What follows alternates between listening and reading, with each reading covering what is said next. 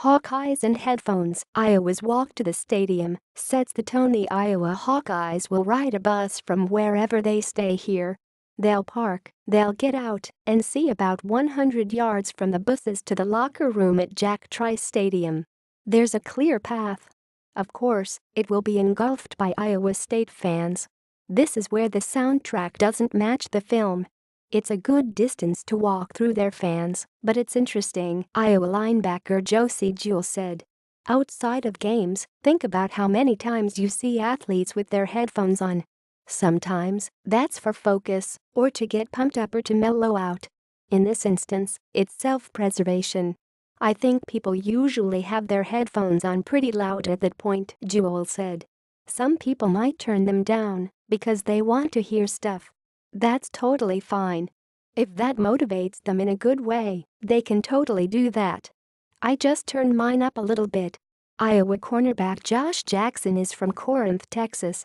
He understands geography and figured out that Iowa and Iowa State share the word Iowa, so, of course, he knew this was a rivalry, and a bitter one at that. He knew it, but he didn't feel it until that walk 2 years ago during his redshirt freshman season. You actually don't notice the weight of the rivalry within the state until you actually go up there and actually play against them and feel the rivalry, Jackson said. My first time up there was my redshirt freshman year, walking down the long sidewalk to get to the locker room.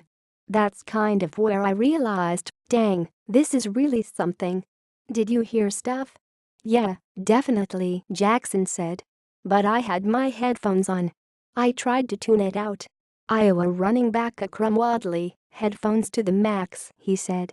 Getting off the bus 2 years ago, I wasn't really part of the game plan, but I was able to experience the atmosphere, Wadley said. Getting off the bus, all you see is red and yellow, and all kinds of fans.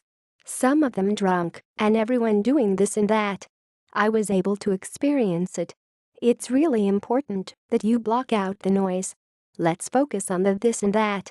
This state isn't that big. Iowa players have friends who go to Iowa State and vice versa. This is a week of this and that and blah, blah, blah.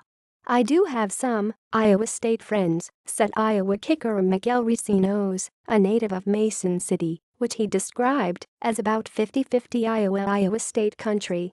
Of course, they've messaged me and said, if you have a big kick, I hope you miss it, blah, blah, blah. Jewell, a Decorah native, has Iowa State friends. There are interchanges. Yes, sometimes even the players can't let it go. It depends on how close they are, but I'll probably text them back, Jewell said. And you kind of have to feel for Iowa linebacker Ben Nieman here. His dad, Jay, played at Iowa State. His family lived in central Iowa for years. It's kind of funny, Nieman said. Growing up and watching games with my dad, I was kind of on the other side. Now, obviously I'm not. I want to beat them. Nieman, whose family moved to Sycamore, Ill, has a cousin who goes to Iowa State. I have a lot of family who goes to Iowa State, so I'm going to hear some crap from them this week, but it's all in good fun, Nieman said. To Nieman's Iowa State cousin, you seem to have Ben's attention. I'll probably hear a lot. I do hear a lot from him, Nieman said. This was Tuesday, so already? Yeah. An example? Just they're going to beat us, blah, blah, blah, Nieman said. The blah blah blah gate swings both ways. Iowa State redshirt freshman linebacker Carson Lensing is from Fort Atkinson in northeast Iowa and is a South Wenneshiek graduate.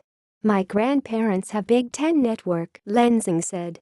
That side of the family has more Hawkeye fans. It's about 50-50. They all show support for me. I think they're happy for me. I have some friends who go there. No family right now. They're all friendly at the end of the day, but I get some good text messages from my buds, talking a little smack. I'm not going to say any quotes or anything, but it gets a little dirty sometimes. It's all fun and games. I love it. It fuels the fire, you know. And you know that parking the bus and walking to the locker room thing? Kinnick Stadium offers the same delightful trek. It was insane, Lensing said. It's everything you think college football is and should be, from opposing fans. I love coming here and playing, but going somewhere else, where they hate you is almost just as fun.